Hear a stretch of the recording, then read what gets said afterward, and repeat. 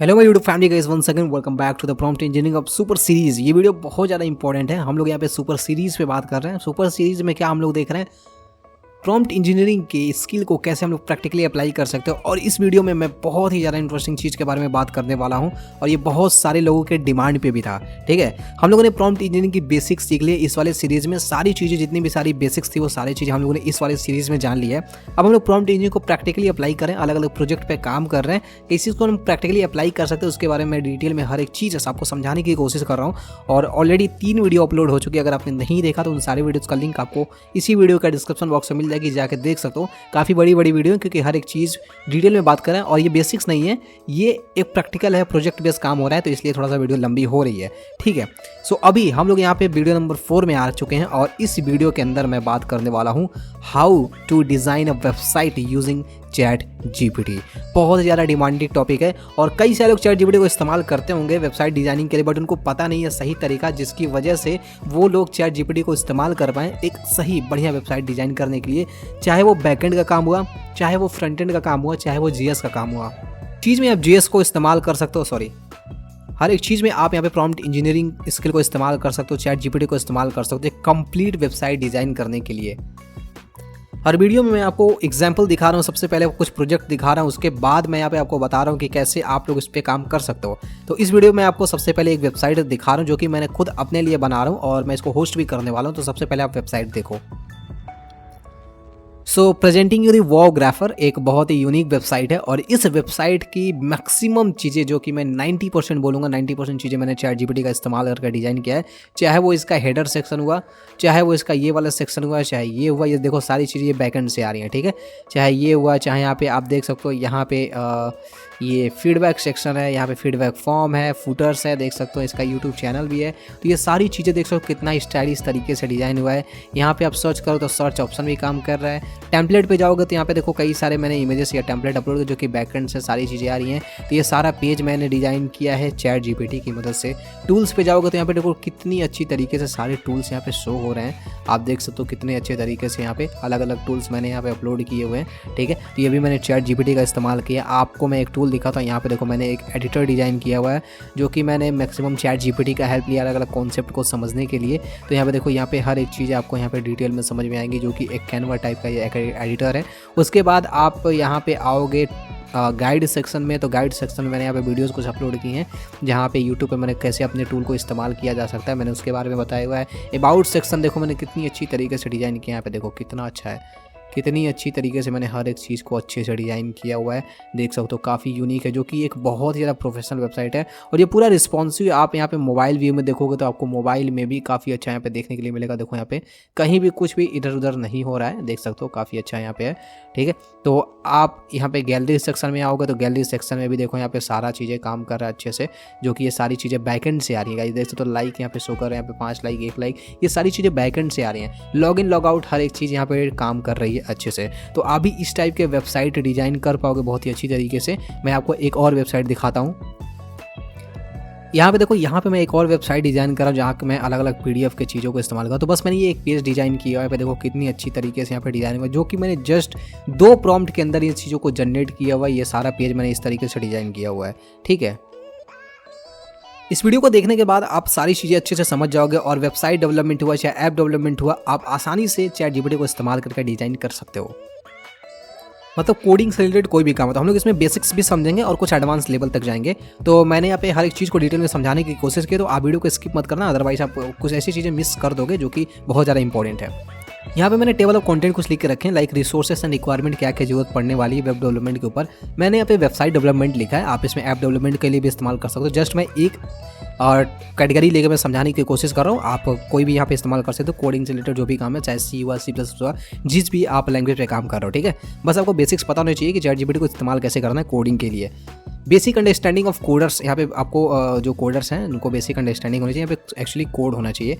कुछ प्रैक्टिकल चीज़ें हम लोग देखेंगे कि स्कूल वेबसाइट हम लोग डिज़ाइन करने की कोशिश करेंगे। ठीक है, यहाँ पे क्वेश्चन लिखा हुआ है how much effective chat GPT is in coding. तो जैसा कि मैंने मुझे कुछ कहने की जरूरत नहीं, मैंने आपको वेबसाइट देखा और मैंने बोला उसमें कि मैंने 90% चीज़ें इस्तेमाल की हैं चैट जीपीटी से यहाँ पे निकालने के लिए। हालांकि मुझे सारी चीज़ें आती हैं, ठीक है, बट मैंने थोड़ा सा फास्ट काम करने के लिए मैंने चैट जीपीटी का इस्तेमाल किया हुआ है, ठीक है। तो आपको यहाँ पे खुद ही समझ में आ गया होगा, इस क्वेश्चन का आंसर मिल गया होगा कि कैसे चैट जीपीटी कितना इफेक्टिव है, ठीक है। आप जब इस पर काम करो तो आप खुद समझ जाओगे। उसके बाद यहाँ पे कुछ रिक्वायरमेंट्स की जरूरत पड़ने वाली है, हम लोग वेबसाइट डिजाइन करने वाले तो कुछ रिक्वायरमेंट्स की जरूरत पड़ने वाली है।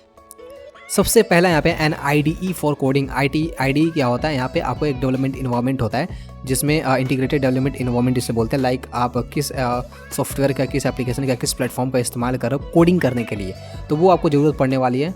यहाँ पे चैट जीपीटी का इस्तेमाल होने वाला है, इंटरनेट का इस्तेमाल होने वाला है जो कि आपको पता है। रिसोर्स इमेजेस, आपको यहाँ पे इमेजेस लगने वाले हैं, जो भी आप अपने वेबसाइट के अंदर इमेजेस वगैरह इनपुट करोगे वो इमेजेस कहाँ से मिलेंगे उसके बारे में भी मैं आपको बताऊंगा।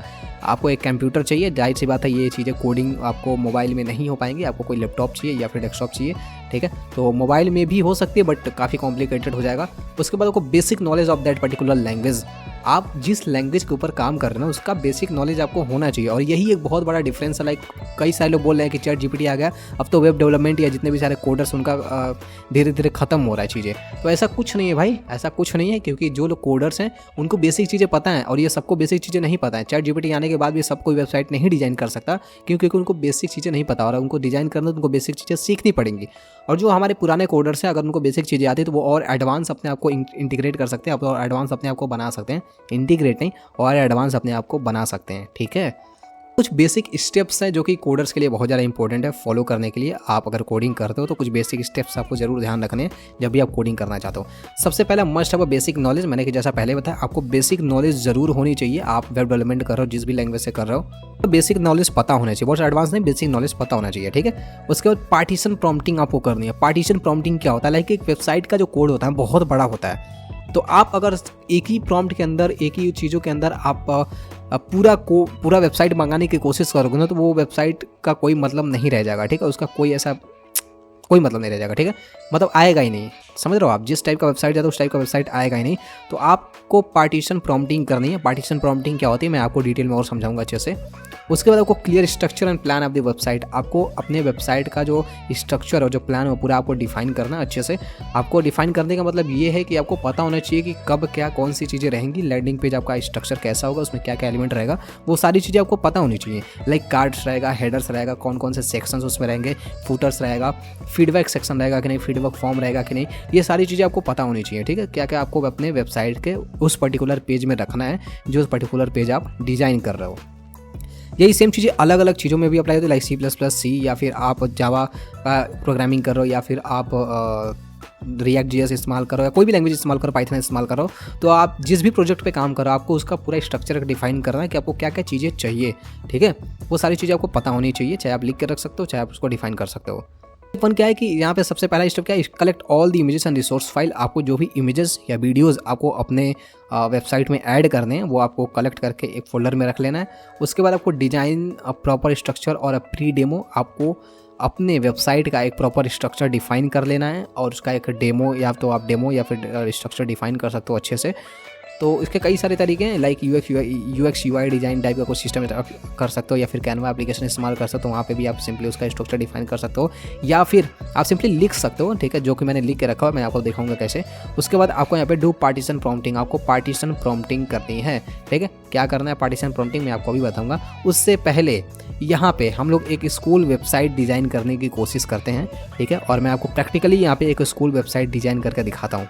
सबसे पहले यहाँ पे देखो मैंने टेक्स्ट नोटपैड मैंने यहाँ पे लिख कर अपने वेबसाइट का जल्दी मैंने यहाँ पे एक स्ट्रक्चर डिफाइन करके रखा है कि मेरे वेबसाइट में क्या क्या होगा। लाइक मुझे बहुत ज़्यादा एक्सपीरियंस है तो इसलिए मैंने यहाँ पे ज़्यादा डिटेल में नहीं लिखा हुआ है, बट आप डिटेल में लिख के अच्छे से रख सकते हो ताकि आपको सारी चीज़ें समझ में आए। तो यहाँ पे सबसे पहले क्या मेरा हेडर सेक्शन रहेगा। हेडर सेक्शन में मैं क्या रखूँगा, अपने वेबसाइट का लोगो रखूँगा, और यहाँ पे मैं मेन्यू सेक्शन रखूँगा जिसमें मेन्यू सेक्शन हेडर सेक्शन में रहेगा। मेन्यू में मेरा होम रहेगा, एडमिशन रहेगा, एडमिशन पेज रहेगा, एक सर्विसेज रहेंगे, और गैलरीज और लॉगिन। यहाँ पे मैंने पांच मेन्यू मैंने रखी है। उसके बाद यहाँ पे उसके नीचे मेरा फर्स्ट सेक्शन रहेगा जिसके अंदर मैं स्कूल का बैनर रखूँगा राइट साइड में, और यहाँ पे जो है स्कूल का नाम और उसका एक स्लोगन रहेगा जो कि लेफ्ट साइड में मैं रखूँगा।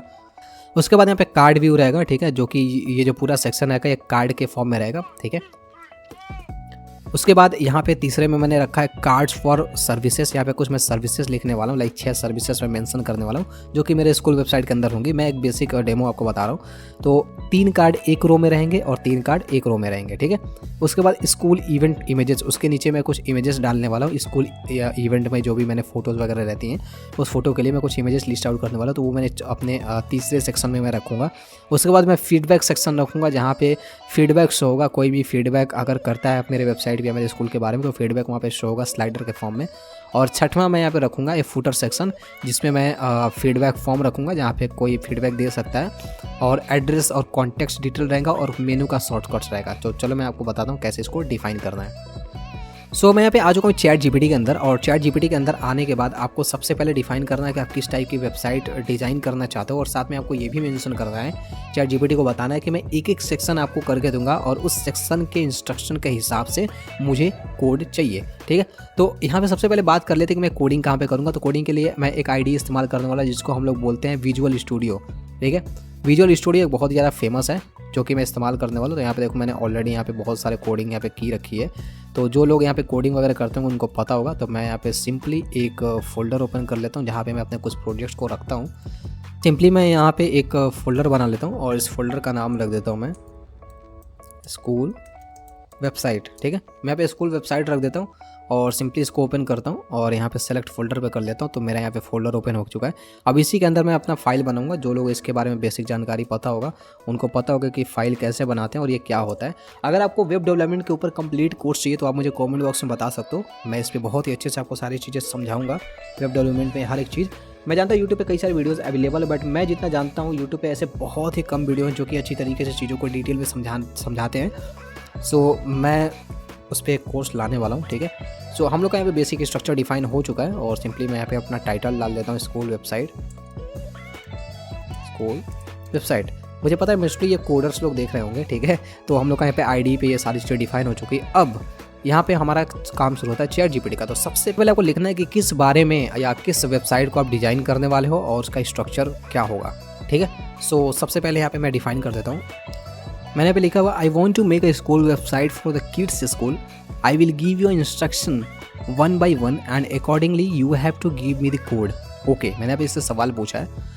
अभी यहाँ पे देखो क्या लिखेगा। यहाँ पे इसको ये सारी चीज़ें मेंशन कर देनी है, ठीक है, कि दो चीज़ें मेंशन करनी बेसिकली, किस बारे में आप स्कूल वेबसाइट डिज़ाइन करना चाहते हो। उसके बाद आपको ये लाइन ज़रूर लिखनी है, वरना आप ये लाइन नहीं लिखोगे तो आपको सिंपली यहाँ पे एक कोड प्रोवाइड कर देगा जो कि बेसिक कोड होगा स्कूल वेबसाइट का। तो ये काम नहीं करना, आपको पार्टीशन प्रॉम्प्टिंग करनी है। इसी को बोलते हैं पार्टीशन प्रॉम्प्टिंग।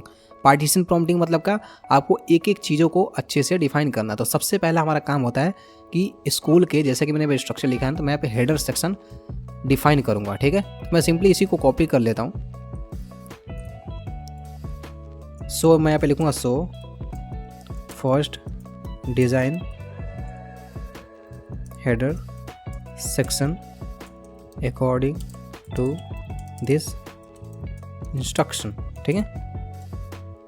मैंने यहाँ पे लिखा है हेडर सेक्शन और अकॉर्डिंग टू जो मैंने यहाँ पे इंस्ट्रक्शन कॉपी किया था उसी को मैंने यहाँ पे पेस्ट कर दिया है, ठीक है। और मैं यहाँ पे लिख देता हूँ। अब यहाँ पे देखो मुझे यहाँ पे कंप्लीट कोड मिल जाएगा, ठीक है। लेकिन अब यहाँ पे एक चीज़ आपको और ध्यान रखनी है। यहाँ पे देखो क्या किया है ना, यहाँ पे HTML का कोड अलग दिया है, CSS का कोड अलग दिया है।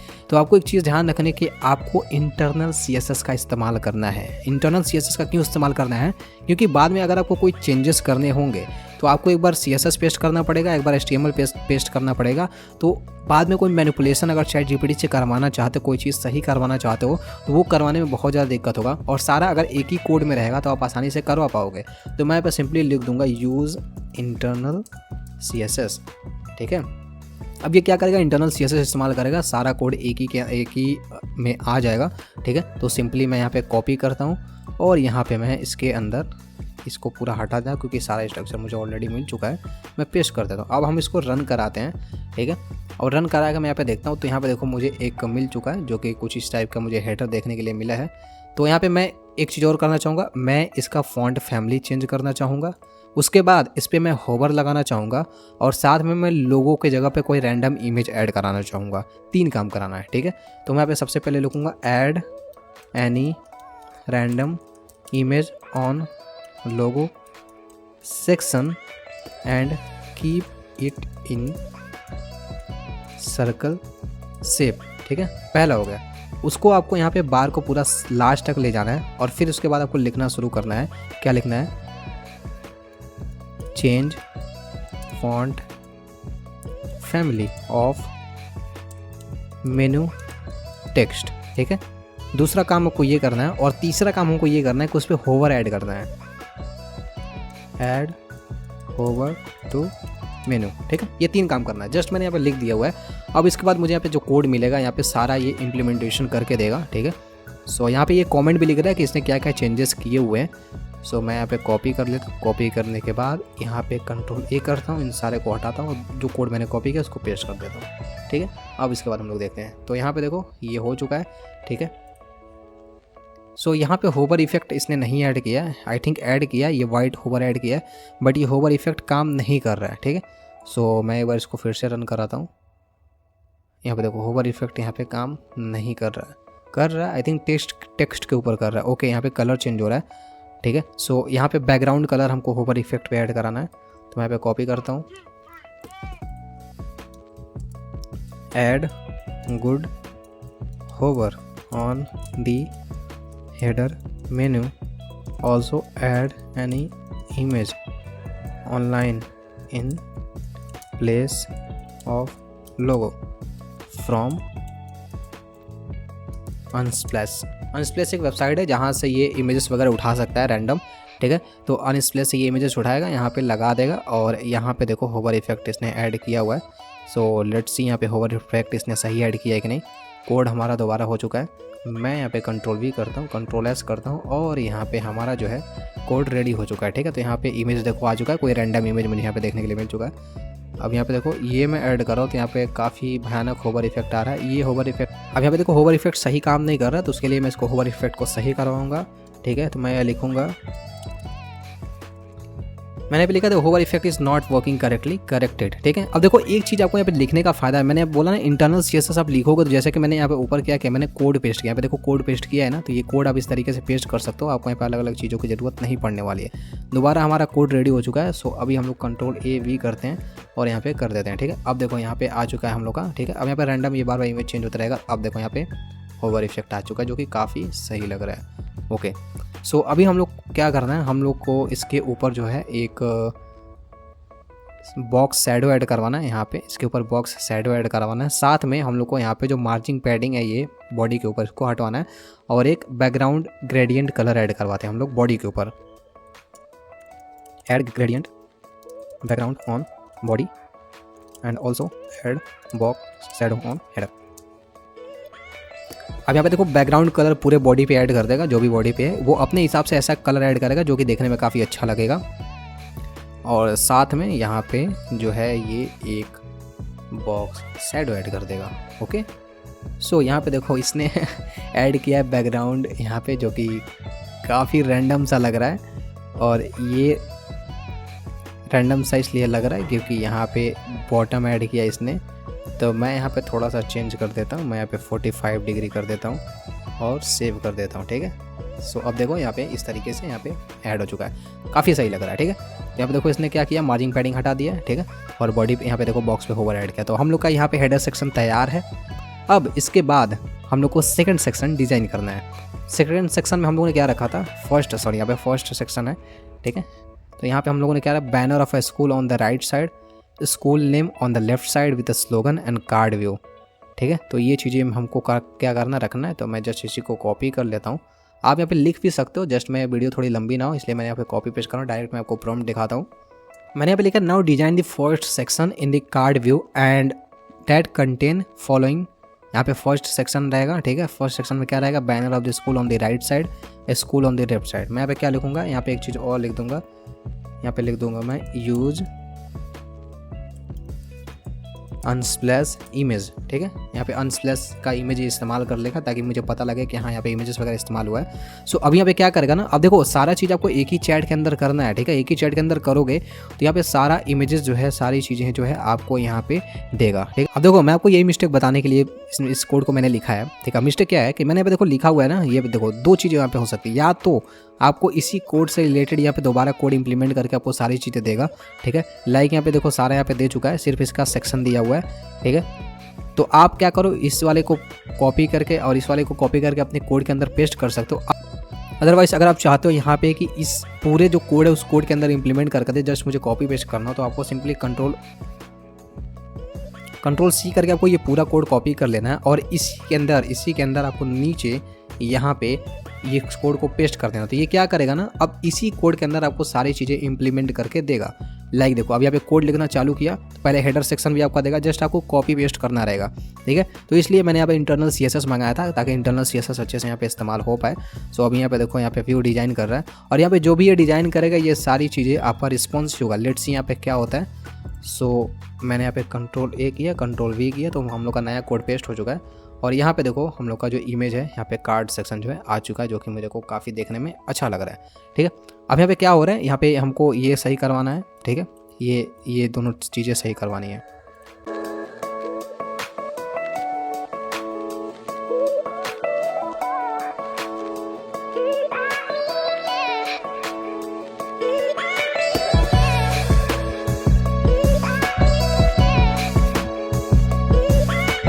दोबारा और इसके बाद हम लोग पेस्ट करते हैं और देखते हैं हमारा वेबसाइट कैसा लगता है, ठीक है।